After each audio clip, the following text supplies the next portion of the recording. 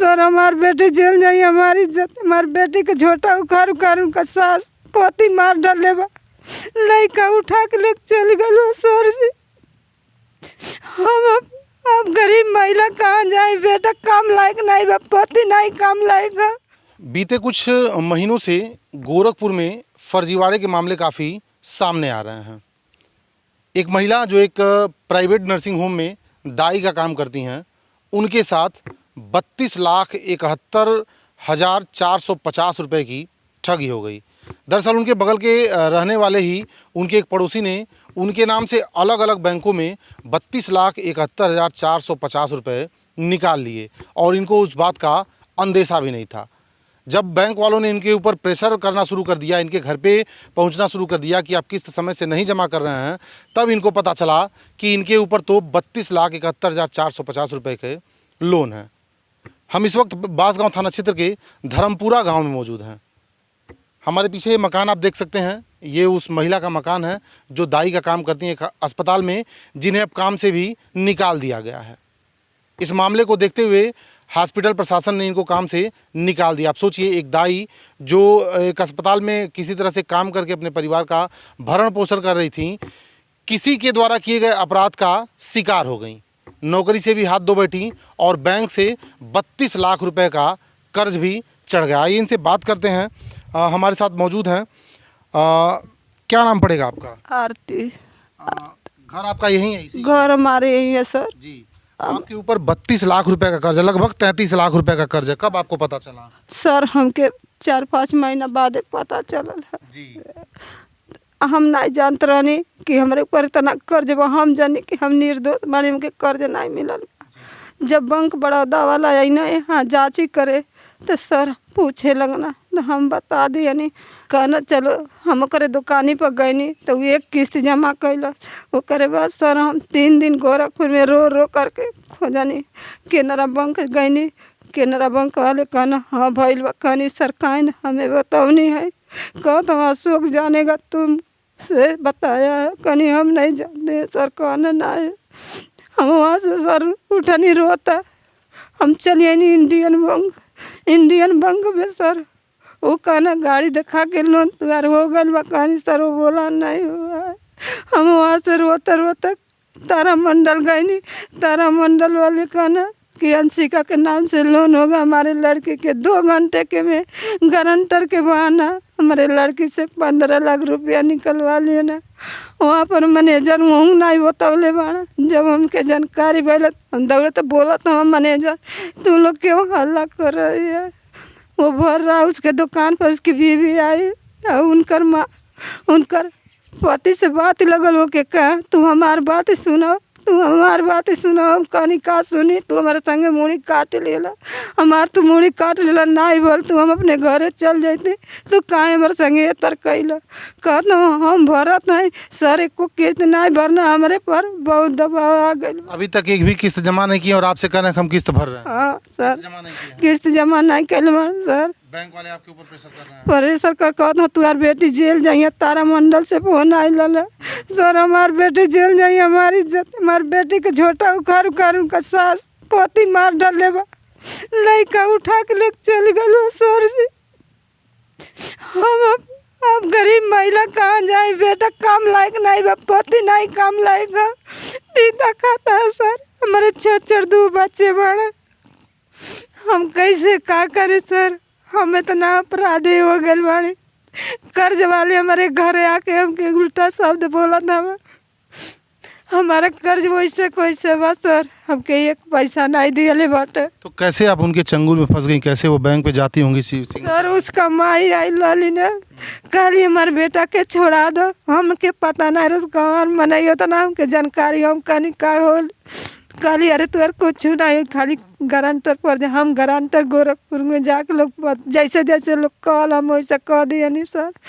ओकर बाद हमारे जब हम गोरखपुर कह दिए, ओकर बाद जेल छूटल, 2 साल बीत गल लाइन के केहू तारीख देखल तक यहाँ पर पुलिस आयल कंट थाना से सर, कहना आरती तू हर कुड़की बा झंडी गड़ जाए, तो इनके घरे भागल गए, इनका माई कली हम जिंदा बानी, हम जाए ना दे। अच्छा वो फरार हो गया था क्या?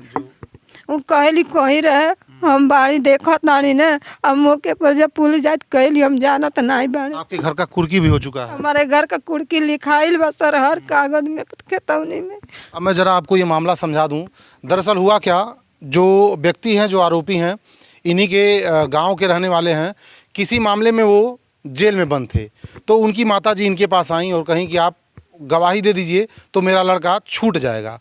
तो ये उस मामले में गवाही की, गारंटर बनी और वो छूट गया। छूट जाने के बाद इनके लड़के का तबीयत ख़राब हो गया, थोड़ा आर्थिक रूप से ये परेशान हो गई। आप घर को देख करके अंदाज़ा लगा सकते हैं कि किस कंडीशन में ये रह रही हैं। तो उसने इनसे कहा कि चलिए आपको हम लोन करा देते हैं जिससे आप अपने बच्चे का इलाज करा पाएंगे। मैं इस साइड आपको दिखाऊंगा, इनके बच्चे का तबीयत ख़राब था, जिस वजह से ये सामने की जो टीन सेट पड़ा हुआ है, ये ज़मीन इन्होंने बेच करके अपने बच्चे का इलाज कराया था। तो उसने इनको खूब बहलाया फुसलाया कि बैंक से लोन करा देंगे, आप आराम से अपने बच्चे का इलाज करा दीजिए, कुछ पैसे आपके पास भी हो जाएंगे, धीरे धीरे किस्त भरते रहेगा। बस यहीं से ये उनका शिकार हो गई और इनके नाम पे 32,71,450 रुपए के लोन अलग अलग बैंकों में उसने उठा लिए और इनको 1 रुपया नहीं मिला।